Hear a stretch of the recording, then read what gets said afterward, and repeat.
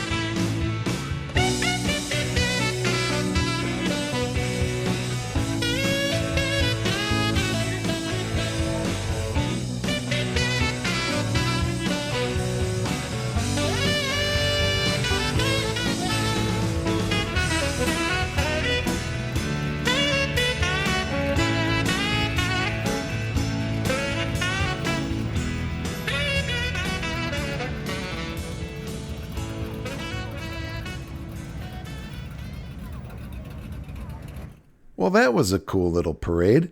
I know it may have seemed a bit long, but it was important to us to be sure that everybody's car got in the video.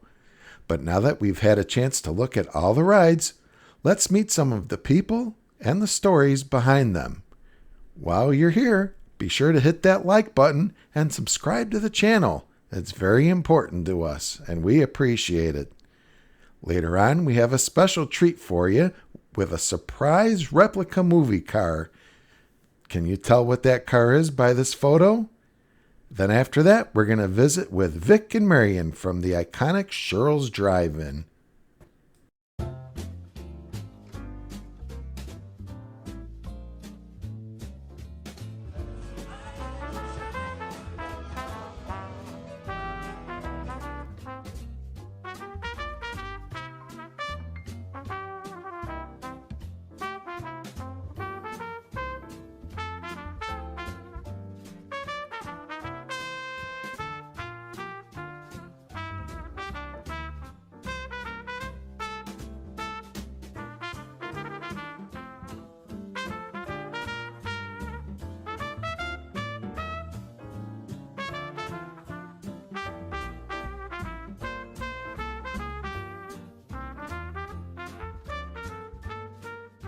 This 1957 Cadillac Eldorado Biarritz is owned by Edward of Itasca, Illinois.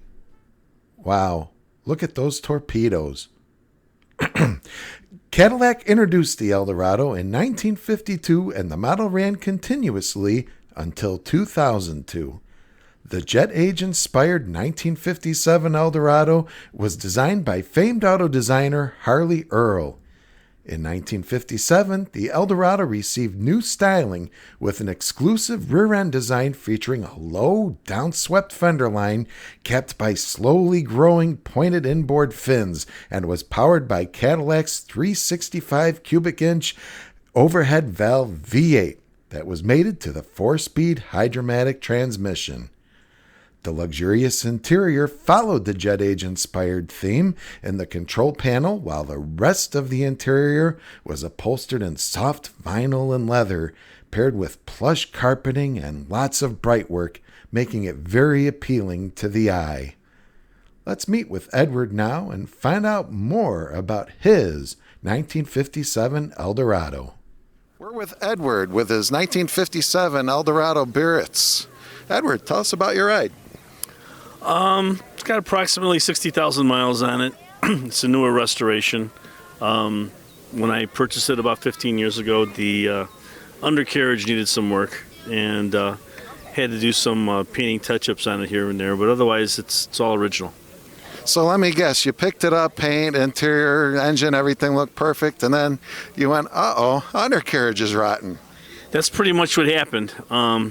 I probably should have spent more time and money having somebody look at it first before I bought it, but no regrets. I know it's gone up in value, and it's therapy driving this car. It is therapy having our classics. So tell us a little bit about it. You said it's original. So is the interior all completely original? And I think the interior at one point was a dual tone or double toned interior, because I've seen pictures of it from the prior owner, but he had the interior redone in leather and white leather, and I think that's basically how it is now. But it looks great the way it is. Yeah, it does. Yeah, it was they probably did the two-tone red with the white, and right. A lot of times back then they did it in vinyl. Right. Well, I'll tell you what, it's an awesome looking car. How much do you get it out? Maybe once a week, not even. It depends. Depends how many times I can get it out. Like I said, it's great therapy just to get behind the wheel and let whatever hair I have left blow in the wind, so it's great. That's cool. I love it. I love these old Caddies. They're one of my favorites. Everyone that watches the channel knows I'm really into the luxury cars. And Edward was worried we were going to ask him any trick questions. And since he asked that, I'm going to be a jerk. Edward, you're going 60 miles an hour. How many miles a minute are you going? I have no clue, and I'm an accountant. I should probably know that. So there are 60 minutes to an hour, so you're going 1 mile a minute. 1 mile a minute. I'm a jerk. Breakdown. You're right. I would be. Well, you're going 60 miles an hour. I'm a jerk. I had to do it. Edward, thank you so much for sharing your Caddy with us. We appreciate it. Great to meet you. Next, we have Al with his 1961 Chevy Corvair Rampside. The Chevrolet Corvair was produced from 1960 to 1969 in 2 generations. It remains the only American-designed mass-produced passenger car with a rear-mounted air-cooled engine.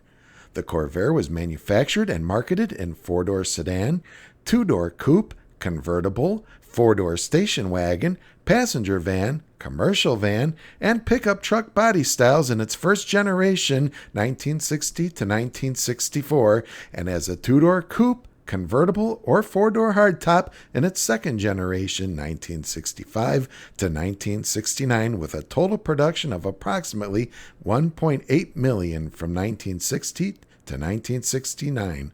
Let's talk to Al now about his Chevy Corvair.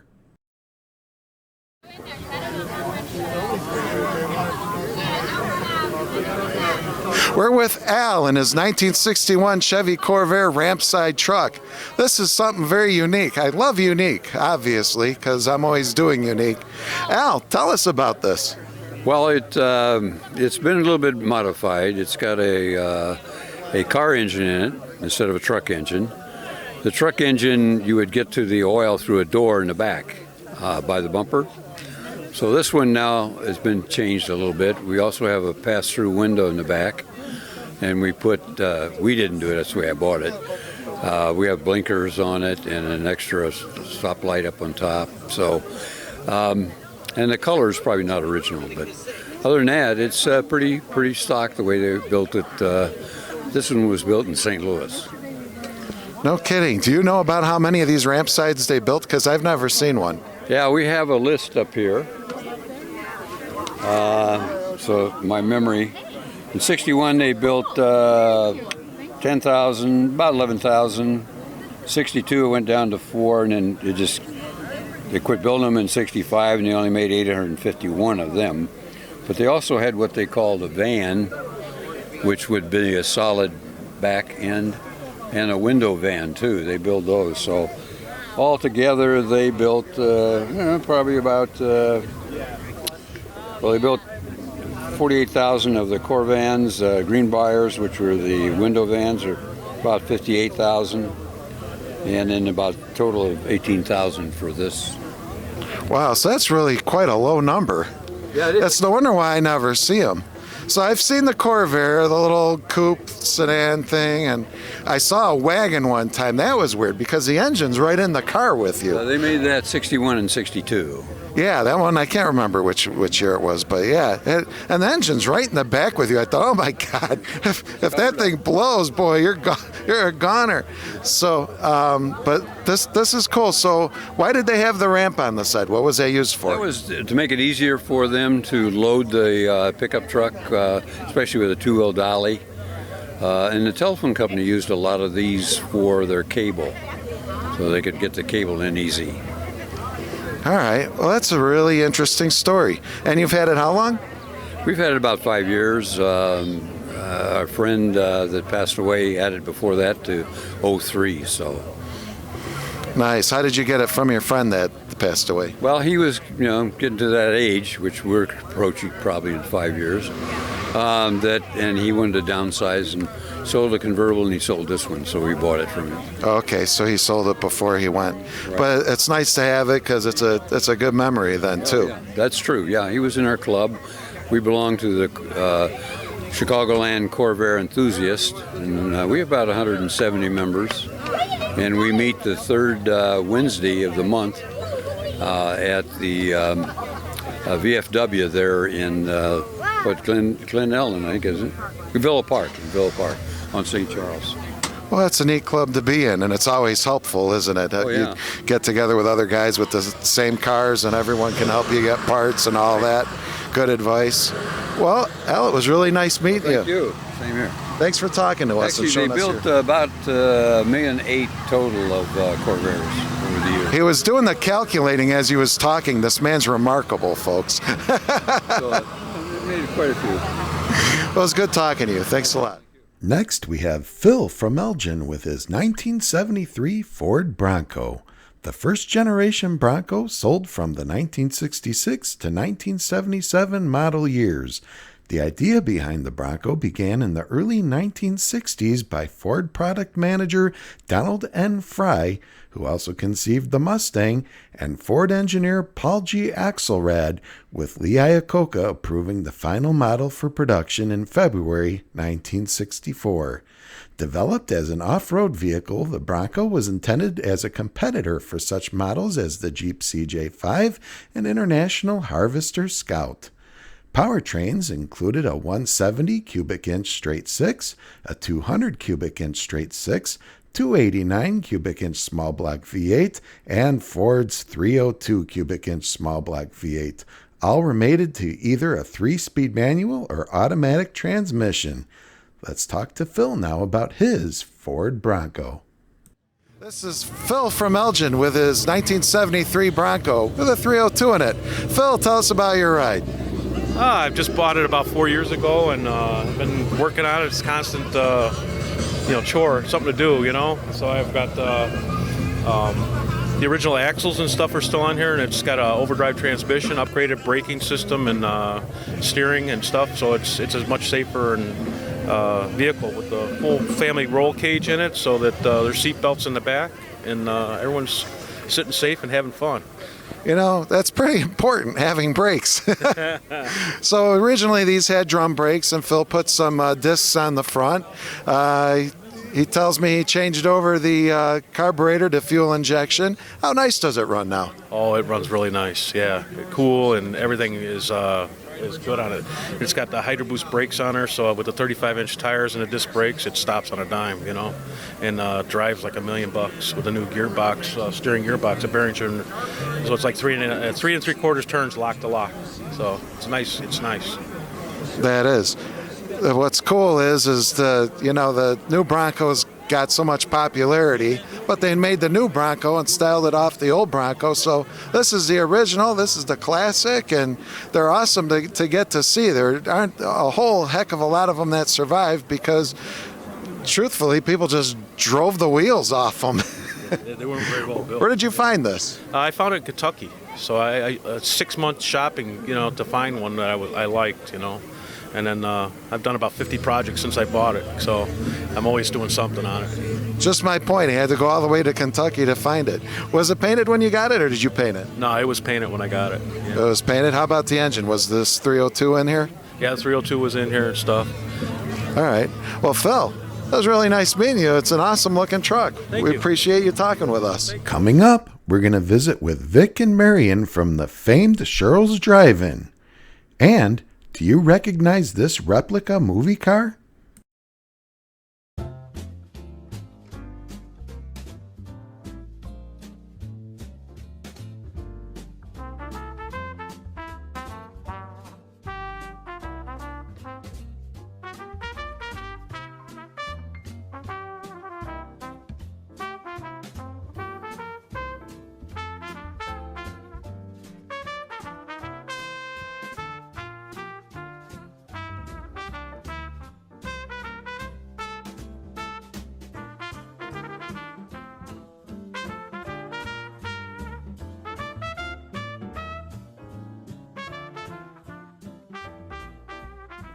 These matching turquoise 1956 and 1957 Chevy Bel Airs are the pride and joys of Brian of Roselle and Cindy of Itasca, who travel to car shows together as a pair. And here's an interesting fact. Brian's 1956 Bel Air was purchased new right here in Roselle at Community Auto Sales at 25 South Park Street. The Bel Air was a full-size car produced by Chevrolet for the 1950 to 1975 model years. The second-generation Bel Air, starting in 1955, received new revamped styling and was called the Hot One in GM's advertising campaign. Bel Airs came with features found on cars in the lower models ranges, plus interior carpet and lots more chrome embellishments throughout. The 1956 Bel Air received a facelift with a more conventional full-width grille, and two-tone body side treatments completed the Speedline restyling. Single housing incorporated the taillights and backup lights, and the left taillight held the gas filler, an idea popularized on Cadillacs. Among the 7 Bel Air models was a new sports sedan, a pillarless 4-door hardtop that, with all the windows rolled down, allowed a great open-air feeling as well as easy entry into the back seat. The 1957 Bel Air is considered by many to be an icon of its age and is among the most recognizable American cars of all time. With taller tail fins with chrome tips, torpedo front bumperettes, and an available two-tone interior, the 1957 Bel Air is one of the most sought-after cars of the 1950s. We're with Brian and Cindy in their 1956 and 57 Bel Airs. Brian built them both. Good God. Brian, I had to ask him his name. It's on his shirt, and I've known the man forever. Brian, tell us about the rides. Well, the thing about this car, it's the only car in probably the whole state of Illinois that was bought and sold in Roselle. Community auto sales in Roselle. It's not there anymore. Was that the one on Park Street? Park in Maine. Park in Maine. I worked in that building selling pressure washers. Yeah, Hotsy, right? Hotsy, that's the building. No, this car was built. Oh my God, I'm dying. This car was sold in that dealer. Yes, it was. And I bought it from the old guy that bought it in Roselle. From the dealer? Yep. Wow, no kidding. I've had it since I was 18, so I'm not 18 anymore. So no, neither. Long time. We've had it a long time. Yeah. Now, Cindy, when did he build yours for you? I got mine, about 10 years ago? Maybe a little longer. It's been a while. Yeah, and he replaced some engine components, but all the chrome, so it's pretty and shiny. Cleaned the hole underneath the car. Yeah, he did a fantastic job. It's such a pretty car, and it rides as good as it looks. What did you do to the ride? Did you do anything to the suspension, or is it? I think I put air shocks on the back. Air shocks on the back, yep. I think I had to replace the shocks in the front, but now we're going to do that this summer sometime. Okay. Now, do both of these have their original engines? Hers is. Mine isn't. No, I built that engine. It's a 355. Got a lot of horsepower and Hazuber end. He built a fun one. No, mine is the original 283. The only modern convenience, we put front disc brakes on. Otherwise, for safety. I like that. See, another one with the disc brakes installed for safety. Brian, God, if I do that one more time, I'm going to punch myself.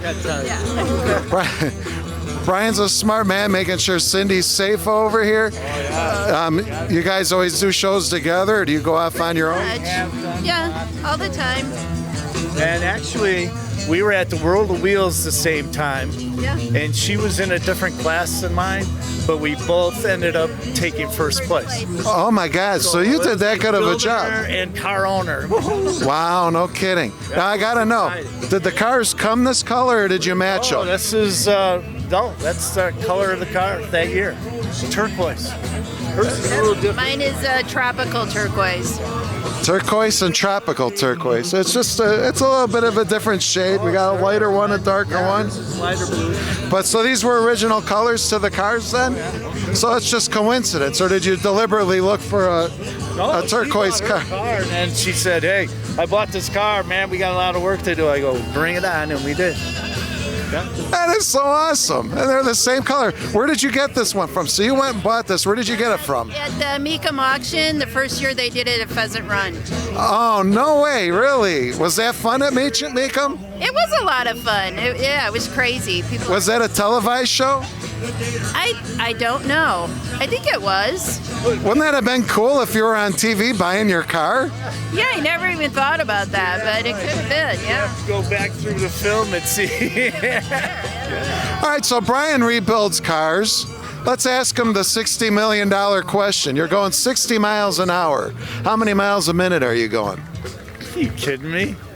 60 miles per hour? I'm going 60 minute divided by 60, I guess. So what is that, mile a minute? A mile a minute. See, he figured it out. Didn't know it offhand, but he figured it out. I know, I'm being a jerk today. I thought maybe you were going to tell me what RPM am I at. I tell, it's about 3,200. Yeah, well, I got a 373 rear end. Let's see. It's a 355, so it's pretty good.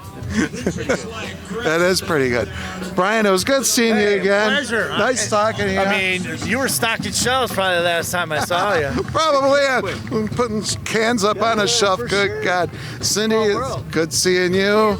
So, where are we going to get to see this? I'll give you a card. Awesome. I love it. I can't wait. No Oh, problem. it's our pleasure. This is kind of fun because 100 years of Roselle, and I've lived 100 years of Roselle. You know something, now that you brought it, you didn't cut already, did you? Now that you brought it up, I was thinking to myself, 100 years really isn't long for a town. That's 1922. But actually, they were here in the 1860s. They were not incorporated as a town until 19. So it's the technicality of it. Because I know it's here, but I'm like, God, how's... Look in the History Museum, they tell you about that. And I didn't know that either because I knew that Colonel Roselle was here way back in the 1800s. Colonel who? Roselle. Colonel Roselle, is that who started the whole town? And he moved in and he said, I'm naming this area after me and calling it a town. I think somewhere in that direction. He was a colonel, 100 years. 100 years.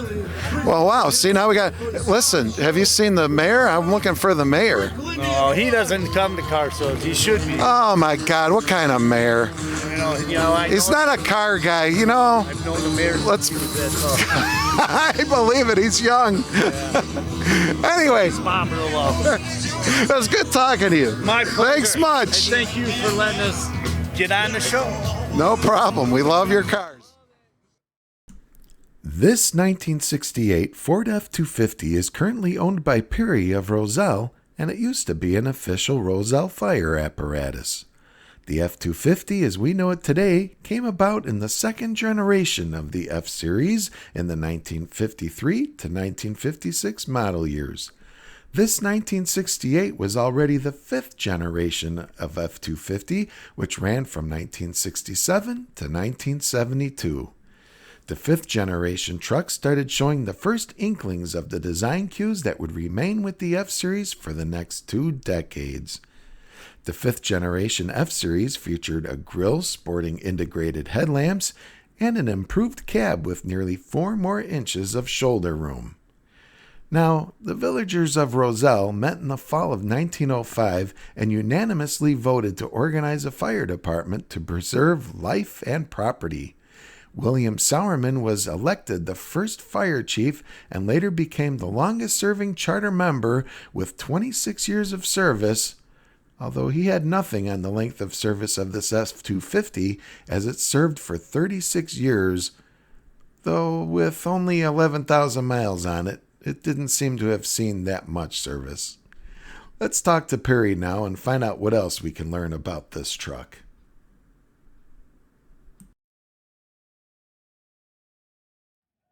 I didn't get a camera crew or makeup or nothing, but No, you don't get a camera crew or makeup, no. Okay. Well, we have the camera crew, but no, ma'am, sorry. If I don't get makeup, you don't get makeup. This is Perry with his 1968 Ford F-250, which used to be a Roselle fire truck. It was, what, R8 you said? R8. It was a grass truck. It had a tanker on the back for the hoses that would put out foam. It was a foamer. Here, hold that up. Joe, can you zoom in on that? This was a foamer, this truck. It was a grass truck. What is this, for like brush fires? Brush fires and stuff, or special fires like a tanker truck go over or something like that, you know. Okay, so how did you acquire it, Perry? I lived in Roselle all my life. My brother Greg Obrachta was on the fire department. I think he brought the EMTs into Roselle, and you start to get to know everybody in the fire department because you start hanging around them. And this was, I don't know when it was put out of service, maybe 18 years ago. And they put it up for auction, and the chief bought it, Carvello. And then his son Stu took it over, and then Stu was getting rid of it about 7 years ago, and he knew I always liked it, so I bought it from him, and I own it now. Holy cow, that's interesting. So wait a minute. Did you seriously just tell me this truck was in service until 18 years ago? From what I remember, I'm not exact on the dates, but they took the lights and sirens off. Mick Stanaway of Roselle did all the paint job and work on it, so that paint job's probably at least 20 years old, I'd say. 18 years ago. Yeah. So let's think about this. A 1968 truck in service for, holy cow, it's like 40 something, almost, yeah. You know, don't ask me to do calculations in my head because it's not happening. But when I'm at home doing editing, I'll put a little thing at the bottom. And then screen it. The truck, when I got it, had 8,000 miles on it. So I think when Stu acquired it out of the Village, it probably was around 5,000 miles. So there's only 11,000 on it right now. No kidding. So what that means, folks, is there weren't very many brush fires in Roselle. No, there wasn't. It was probably more for running and getting beer and cocktails and stuff for the firehouse. I love it. It was always at Station 1. I was never invited. Why wasn't I invited? Perry, it's awesome. I'm glad you've got it and you're still in town and you're showing it. And I'll be keeping it because my grandkids across the street, they told me I can't sell it. It's theirs, so I don't blame them, yeah. it's staying in Roselle forever. Well, it's awesome. And I'm loving seeing it. And it brings back so many memories, even though I don't know that I actually saw this truck unless it came rolling into Pickwick one time when I was working and they were on a beer run. Too? I worked at Pickwick. Oh, you did? Yeah. Oh, wow. All my life. Anyway, Perry, it was good meeting you. Thank you. This 1963 Cadillac Fleetwood 60 Special belongs to Ray from right here in Roselle. The Cadillac 60 Special ran from the 1938 to 1993 model years, and this 1963 model was already the 8th generation of the 60 Special. Running from 1961 to 1964, the 8th generation Fleetwood 60 Special received all-new sheet metal with a crisp limousine-like formal roofline, a mildly shorter 129.5-inch wheelbase, small decorative louvers reappeared just ahead of the taillights, and power steering was standard. Sales were up on the Fleetwood 60 Special to 15,500 units. With the cancellation of the four-door Eldorado Brougham at the end of 1960, the 1961 Fleetwood 60 Special now became the sedan companion to the Eldorado convertible. 1963 had the all-new styling on the same 129.5-inch wheelbase with a new mechanically streamlined 390 cubic inch engine producing the same 325 horsepower as the previous generation overhead valve Cadillac V8. The 60 Special shared its lack of body-side trim with the Eldorado, appearing very clean and formal compared to standard Cadillac models. Now, let's talk to Ray and learn more about the history of his Fleetwood 60 Special. Do appreciate it. Well, thank you. And this is Ray, folks, with his 1963 Fleetwood 60 Special. Ray, tell us about your ride. Okay, so this has been in my family since 1969. My uncle bought it from a funeral director in my hometown in Berwyn, his Svec Funeral Home. And the funeral director bought a fleet of cars for the funeral home, and he bought this as a personal car for himself that he drove back and forth to work.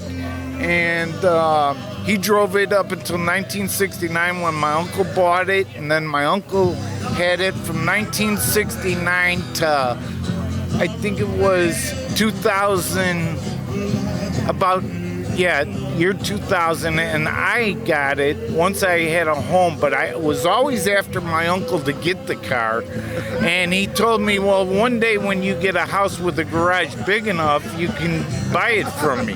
You need a big garage for this thing. It's humongous. How many feet long is this? About 20? 19 and a half feet. 19 and a half. I wasn't far off. Doggone, I'm getting good. I'm on the ball today, folks. Let me tell you.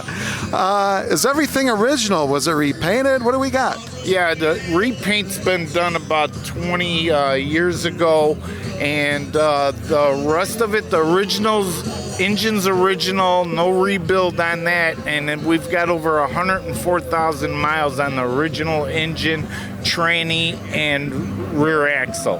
I did a restoration as far as the fuel lines and water pump, timing chain, and gears. Other than that, everything's original. That's, you know, I'm interested that a funeral director who's got all these hearses and all these black limousines for the families and flower cars would want his own black Cadillac four-door.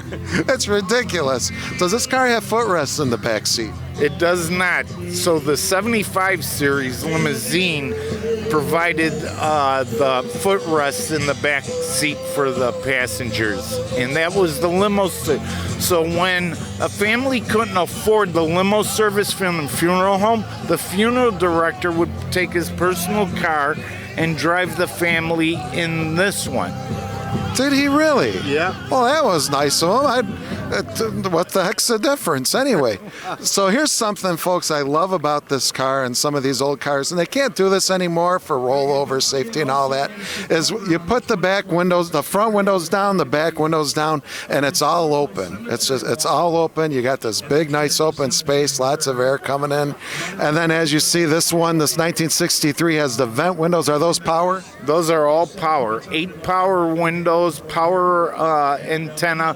And this is the first year for the AM/FM radio, which it has also. And then there's a 6-way front bench seat in it as well, which is electric. Wow, the whole bench is 6-way? Yes, sir. That's just ridiculous. And 8 power windows. Take that, 2022 cars. 8 power windows. You think you got everything on this car with navigation.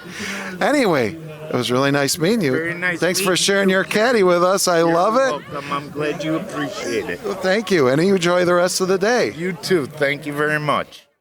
Next, we have Keith from West Chicago with his 2021 Shelby GT500 in Rapid Red.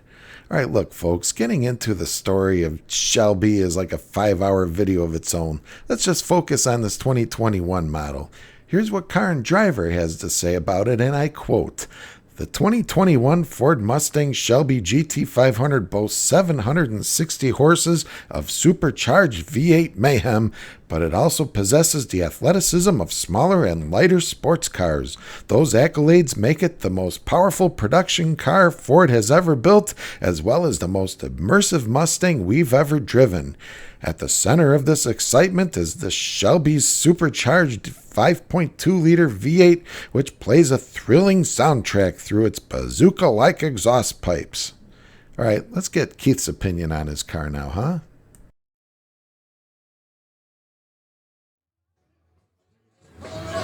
All right, we're with Keith with his 21 Shelby GT500. Keith, in Rapid Red, tell us about your ride. The best word I can describe is hilarious. This thing is hilariously fast. I've had performance cars before. I had a 2013 Boss 302 and a 2019 G350, but this thing with the supercharged engine is absolutely incredible. It shifts so fast, so hard. It's hilarious. That's all I can say. Is it chirping them in second and third? As well as fourth and fifth. Yeah. If you're on it, it's going. What's the horsepower in the 21s now? 760 horsepower, 625 pound-feet of torque out of a 5.2-liter engine. Holy Toledo, right? How about that? When did you get it? Got it in August of 21, last year. So you've had it for a year. What have you been doing? More racing or more car shows? Well, there wasn't a whole lot because I got it in late August, so I drove for a couple of months, been put away for the winter. And then this year, brought it out. I finally had the protective wrap put on it, so it's now all protected from rocks and chips and stuff like that. But we went to Charlotte Motor Speedway in April to go to the GT500 track attack, which Ford provides for original owners of the 500. So we actually took their cars on the track at the super speedway and drove them. And I mean, when I say drove them, I mean we drove them. We're reaching speeds 130, 140 miles an hour on the back straight with an instructor in front of us, but we're still booking right along. Oh, that sounds like a good time. Oh, it was a blast. And you know, that's what you get them for. So many people buy these cars and they're just garage queens and trailer queens, and they might drive them to a show once in a while. Man, these things want to get out and run and stretch their legs. Carol Shelby said these cars are meant to be driven. So you know what? There's a saying amongst performance car owners, drive it like you stole it. That's exactly right. Drive it like you stole it. Hey, I got a quick question for you. Speaking of driving, you're driving 60 miles an hour. How many miles a minute are you going? 60. Doing a mile a minute. There you go, a mile a minute. You got it. Hey, it was good meeting you. Thanks for sharing your Shelby with us. No problem at all.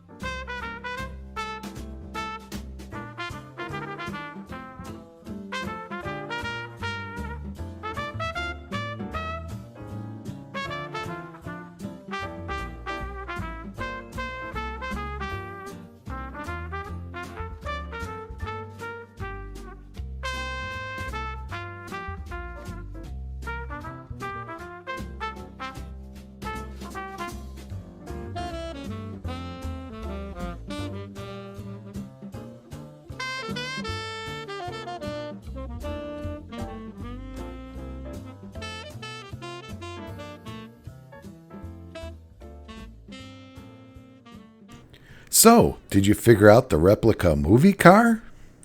Why could be greased lightning? Why, actually, yes, it is greased lightning, Danny. Good guess. John and Kimberly from Schaumburg, Illinois customized their 1948 Ford Deluxe convertible to replicate the famed car that Kanicki bought as a beater that the Thunderbirds fixed up for the big race scene in the 1978 movie Grease. Released on June 16, 1978, Grease was successful both critically and commercially, becoming the highest-grossing musical film ever at the time. Its soundtrack album ended 1978 as the second best-selling album of the year in the United States, behind the soundtrack of the 1977 blockbuster Saturday Night Fever, which also starred Travolta. The Grease soundtrack earned an Oscar nomination for Hopelessly Devoted to You, but not Greased Lightning, I'm afraid. Now, let's talk to John and Kimberly about their iconic ride, Greased Lightning. We're with John and Kimberly from Schaumburg with their 1948 Ford Deluxe, and it's Greased Lightning! I'm sorry, folks. I had to do it. I'm such an idiot. John and Kimberly, tell us about your ride. You did this. Yes, we did. About a couple years ago, we were throwing some ideas back and forth. My mom was a huge Grease fan. We wanted to find the car. We actually got out of Texas, so we had it shipped up here. Went right to the paint shop, had it all done. It needed some extra work that you didn't see, so we did all that. We just got the interior done last winter. That was really nice, turned out nice, and we've been having a lot of fun. Everywhere we go, it's a lot of pictures of the car. It's very popular. I'll bet. Now, what was the condition of it when you got it? You said it was blue. You told me it was blue. What was the condition? Was it bad? Was it really raw, rusting out? Was it not bad? Kind of solid? It wasn't bad. It was underneath. So when we took the paint off, then we found little bubbles, little Cracks and little stuff, cracks, yep. and so we had to get all that fixed. It's always underneath. See, folks, it's always hiding underneath. You don't know it's there. Car looks gorgeous on the outside. You get underneath, you go, what the hell happened here? So what made you do it? Well, we both like grease, and then your mom. And honestly, I've been to so many car shows, I've never seen the car. Right. I never have either. I saw you guys rolling in on the parade. I go, it's Grease Lightning. I got to go see that and check it out. What engine you got in here? That's a 351 Windsor. Yep. And the other, we've had, there's another, the red one in the movie is up at Volo right now. You know, so we've seen that one. Right. I've seen other movie cars, but I've never seen this one. We So that just was wanted something fun and unique that not everybody has. Something different. And it is, and I'll bet you it's a showstopper. How much attention are you getting with it? Well, one time we parked it in a bowling center, went inside. Within 10 minutes, we look out the window. People are sitting on the hood taking pictures of it. We can't leave it unattended. Can't leave it unattended. It's too much of an attraction. It's like a magnet. Folks, please don't touch other people's cars. Oh my God, don't do it. If you see it, just don't do it. I know you have to, but don't. You guys, this is great. So the last thing you told me you did was the interior. Yes. Yep, correct. Yeah, we're still doing a little bit of work on the engine, tweaking things here and there, but we're getting pretty close. Yeah. You're never done. You're gonna tweak and tweak and tweak, and then there's gonna be more tweaking, and it's never done. Right. Well, you guys, it was really nice meeting you. Thank you so much for showing us Grease Lightning. I'm a fan, and I'm like all excited, and yeah, I'm gonna have to. Oh yeah, I'm not sitting on your hood though. It was great meeting you. Thank you very much for talking with us. Have a great day. You too. And now finally, it's time to visit Vic and Marion from Shirl's Drive-In.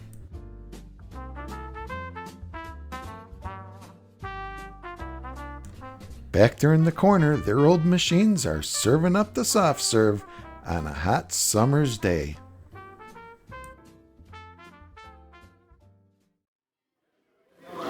Okay, so we came inside. This is the 100-year anniversary part 2. This is where the ice cream is I was telling you about. In Roselle, there used to be a little place called Shirl's Drive-In that had ice cream and fast food. It was a drive-in, obviously. And Vic and Marion, Yost, the original owners of it and the keepers of it the whole time it was open, are with us here. Now we're going to talk to them in just a minute. It's kind of cool. They're selling some memorabilia over here to my left. And on the right is Vic and Marion. And back there in the corner, they're selling the ice cream and the community food centers over there. So let's go over and talk to Vic and Marion and say hello. We're with Vic and Marion. Shirl's Drive-In was open in, what was it, 1958? 57, 58? The building started in 57 and was open for business 58. All right, it was open in 58, and it started by Marion's sister, Shirl, which is why it's called Shirl's. And then she ended up selling it to Vic and Marion 2 years later in 1960. Yeah, and Vic, what you guys been doing since you retired? Oh, we did quite a bit of traveling. More recently, we haven't felt like going out too much, especially with the COVID problems. So we're very fortunate, though. We never got any COVID problems. So we're just enjoying life, taking it easy. That's the way to do it. And your daughter's over here. It's good. She's so sweet. I like the whole family. The whole family's just really good. A lot of good memories over there by Shirl's, weren't there? We're very blessed. We have 4 married children, 9 grandchildren, and 9, almost 10 great-grandchildren. Holy cow. Well, that's great. God bless you. Do you mind me asking how old you guys are now? I think we're both 85. God bless you. Living a long, good life. You're so cute. Marion worked her butt off behind that counter. I'll never forget. And she was one of those no bull ladies. Don't get her mad. I was one of the ones that behaved myself. How have you been feeling? Fine. You look good. Thank you. You're welcome. Anyway, I don't want to keep too much of their time. I wanted to stop and say hi, and that's about it. It was so nice seeing you guys again. It's been a long time. You closed the restaurant, what, 98 was it? Yeah, we sold it in 98. Yeah, 98. It was... Closed it in 2000. Closed it in 2000, okay. You know, everything runs its course, and it was, I guess, time for a change. Everything changes. Cars are changing. But it was really good seeing you. And I love you both. Great to be seen at this age. Yeah, how about that? That's wonderful. Anyway, Ken, back to you. Thank you, Ken. What the heck is wrong with me today anyway? Anyhow, so yeah, that's, basically what's going on here. I was hoping to see the mayor or someone to interview, but the Yosts were plenty good. They're icons here in Roselle. And I'll tell you what, folks, that's a wrap. We'll see you at the next one. We want to thank you for joining us. We hope you enjoyed watching this video as much as we enjoyed making it. If you did, please be sure to give us a like. And don't forget to subscribe to our channel so you don't miss future episodes. Until next time, we'll see you at the car show.